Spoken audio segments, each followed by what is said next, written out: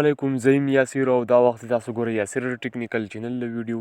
نننۍ ویډیو کې مونږ د یو اپلیکیشن دروښیو چې په دغه اپلیکیشن کې تاسو کولی شئ ټیک ټاک دپاره دغه شانې ښایسته ښایسته شعرونه تاسو ویلی شئ. په دې اپلیکیشن دی د تاسو انسټال کولی شئ. په دې کې ډېر زبردسته د پښتو شعرونه دي. یعنې زه به تاسو دا اپلیکیشن اوپن کړم او تاسو به یې وګورئ چې ډېر زبردست اپلیکیشن دی. یعنې په دې کې پښتو شعرونه دي او ډېر زبردست شعرونه دي. نو که څوک ټیک ټاک سازی او هغې دپاره شعرونه وایي، ویډیوګانو دپاره شعرونه وایي، نو دا اپلیکیشن دې ضرور انسټال کړي. په دې کې ډېر زبردسته انلاین نوي شعرونه باندې چې تاسو کلیک وکئ نو په دې کې تاسو ته نوي شعرونه راځي. صحیح ده.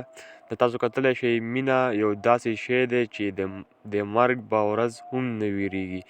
دغه شانې ښایسته ښایسته شعرونه پکې دي. تاسو کتلی شئ په دې کې دغه شانتې زبردست شعرونه پکې دي.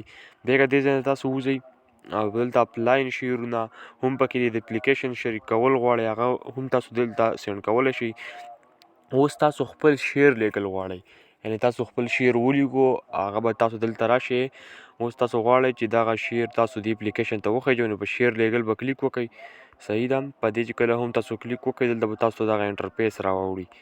دلته به تاسو خپل شعر ولیکئ او دلته به خپل نوم ولیکئ. صحیح ده. او دلته به په دې تیر نشان کلیک وکئ نو ستاسو شعر به دې اپلیکیشن ته وخیږي. نو تاسو ته بیا پرې لایک مایک هم په دې اپلیکیشن کې راځي. صحیح ده. نو ډېر زبردست اپلیکیشن دی دا، تاسو انسټال کولی شئ. پوسټو پارټي د نیم دی دا اپلیکیشن دی. دا اپلیکیشن دی دا تاسو کتلی شئ دا اپلیکیشن دی پوسټو شعر.